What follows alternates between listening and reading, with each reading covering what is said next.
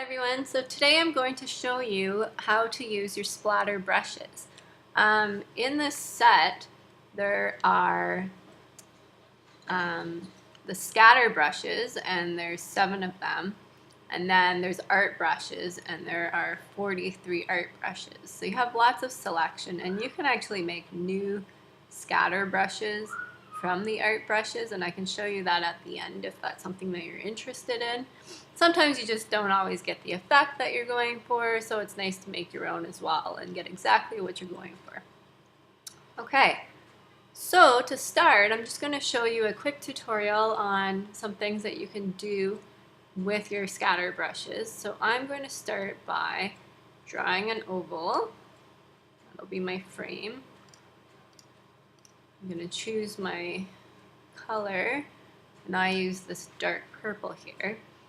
And then I put a white stroke around it, and in your stroke window, I put it to the inside and I gave it a 20-point stroke.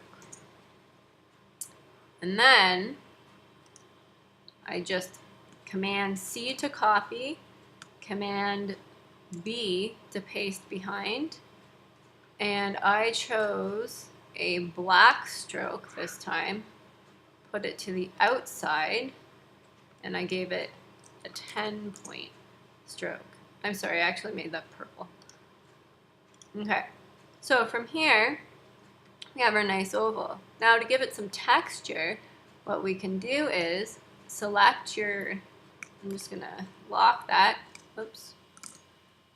Lock the top one, Command 2, so that it's not in my way. I'm gonna select the back oval, Command C to copy it, Command B to paste in behind. So now I'm going to just choose one of my scatter brushes. So I had chosen, oh, not that one, oh, this one over here, to get the nice dark purple. So essentially, the darker the color in your brush, the more purple or pink or whatever color you choose will show. And the lighter that color will be. So I thought it was nice to have a variation of dark and light. So I just copied this again, Command B in behind to paste it in behind, and I chose a lighter brush for the background. And you see how you get that dark on light effect, and it really gives a nice feature to it. Then I just chose whatever font I was going to use.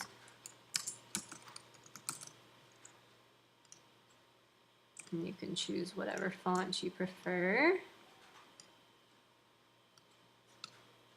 Hold the Shift key if you want to resize it proportionally. And I changed my color to white.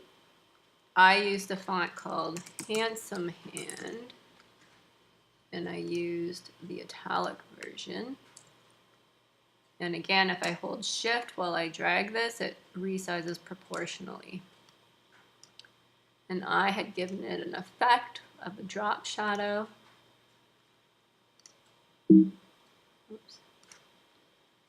And then to get this effect right here, I just took my paintbrush, I just drew a line, and then I selected it, and that's kind of cool too. And then I just chose one of my brushes from the art brushes.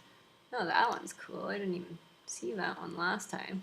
So yeah, so that's how you get that. You can choose whichever brush you would like. There's all sorts of different ones. That's the one I used. Oh, I see what's happening here. If you change your stroke color, then you can get a different color altogether. And that's what I had done last time.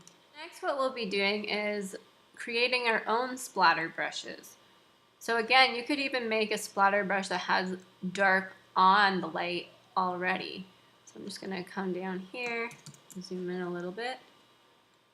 Okay, so I'll just do some paint strokes. I'll choose a few different ones.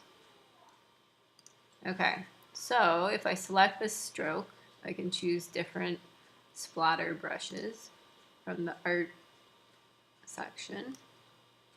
I have a few different ones. I have a light, I have some dark. So now what I'm going to do is I'll just overlap these, and it gives me a neat effect. Here, there's an important step that you need to do. You need to turn everything back to black and white. So select everything, make sure your stroke setting is set, and then just choose black in your swatches panel. Now everything's black and white, everything's still selected. We're going to click on Object, Expand Appearance. And this just gets rid of the stroke setting, and now it's all vector art. Now some of these little pieces that are sticking out, I might want to get rid of some of those, because when I turn it into a scatter brush, that repeats the pattern over and over again, and these little pieces on the outskirts may pose a problem. So I'll just double click to isolate that section, delete those, then I'm going to get rid of some of these ones as well. And this one up here, actually I'll probably leave that one. Okay, so from here, it's black and white, everything's expanded. We just highlight everything and drag it into our brush window. You're going to choose Scatter Brush. Okay. Now I just call this Scatter Splatter 8. Okay, so I'm going to choose random for everything.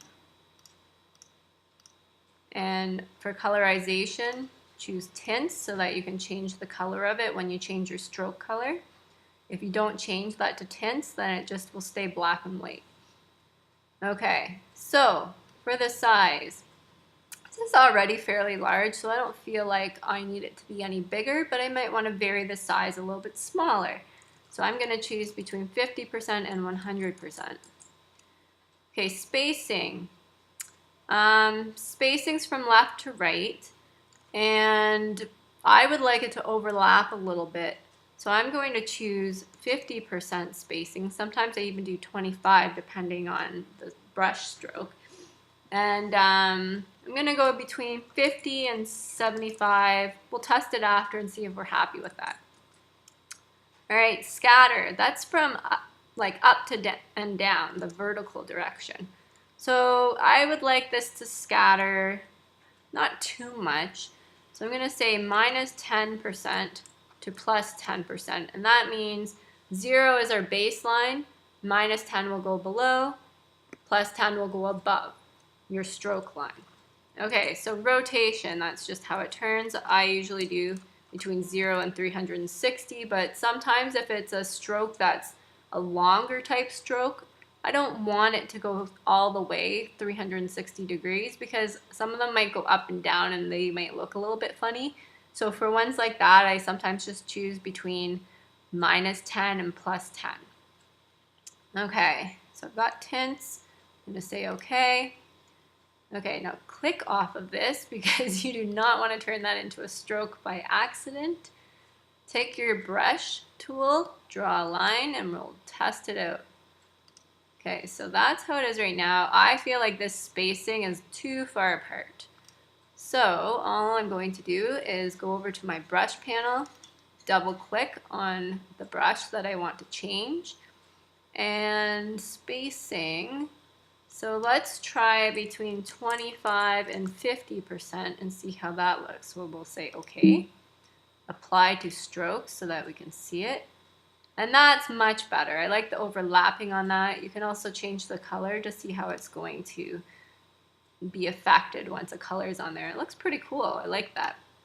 And again, scatter brushes are great because you can apply them to shapes and they'll make a neat border around it. So if we have an oval, we just choose our new scatter brush.